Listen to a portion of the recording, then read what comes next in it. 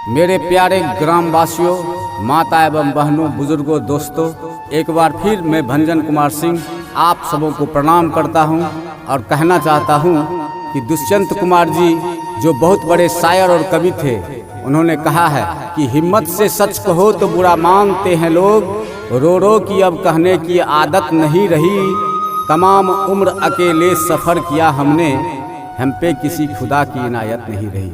बहनों भाइयों, आज मैं अपने प्रचार के लिए लोगों से संपर्क किया तो पता चला कि मेरे और जो भी सरपंच के कैंडिडेट हैं वे प्रचार करते हैं कि 15 अगस्त और 26 जनवरी में झंडा फहराने के लिए 15,000 रुपया मिलता है। सरपंच उस पैसे को क्या करते हैं, थोड़ा थोड़ा बूंदिया और जलेबी बांट देता है, बस हो गया। दोस्तों, मुझे हंसी आती है उन पढ़े लिखे विद्वानों पर। किसी शायर ने कहा है कि सच कहना अगर बगावत है तो समझो हम भी बागी हैं। मैं सोशल मीडिया, फेसबुक और व्हाट्सएप का सहारा इसलिए ले रहा हूं ताकि आप तक यह बात जल्द से जल्द पहुंच सके, क्योंकि सच से ज़्यादा झूठ के पंख होते हैं और झूठे लोग बहुत सक्रिय हैं। दोस्तों, 15 अगस्त और 26 जनवरी के लिए झंडा फहराने के लिए 500 रुपया भी नहीं आता है।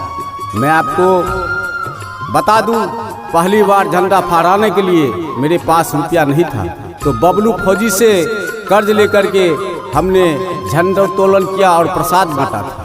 प्यारे दोस्तों, आप लोग उस झूठे और भ्रामक प्रचार वाले को कहिए कि न्याय सचिव हमारी भाभी सरिता प्रवीण जी हैं, जो बुद्धदेव चाचा जी की बड़ी बहू हैं।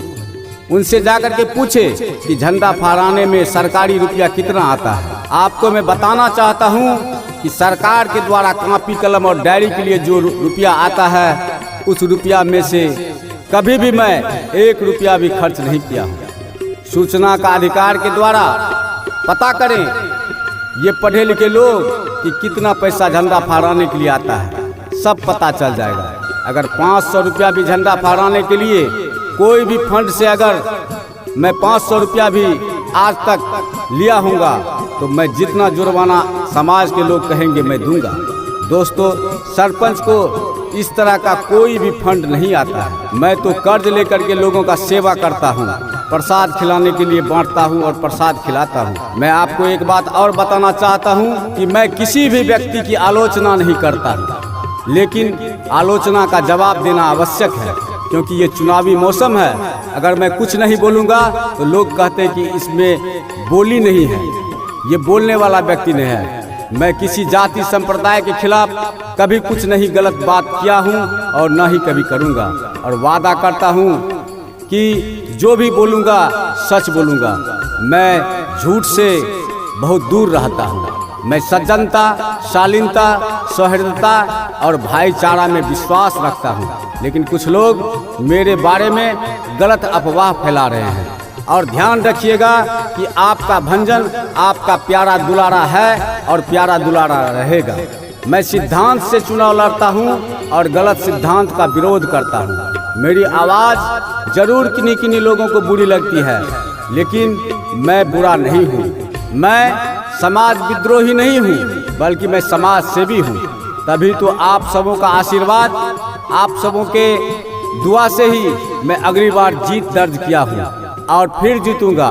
जब तक सभी वर्ग के लोगों का आशीर्वाद मेरे साथ नहीं होगा, मैं कैसे जीत सकता हूँ। इसलिए मैं इतना बेवकूफ़ नहीं कि गलत बात बोल करके मैं अपने पैर पे कुल्हाड़ी मारूं। मैं आपको एक बात और बताना चाहता हूँ कि मेरे ऊपर ढेर सारे दुश्मन आंख गड़ाए हुए हैं, मुझे क्षति पहुँचाना चाहते हैं और मुझे किसी भी तरह से डरा धमका कर जान माल की क्षति करना चाहते हैं।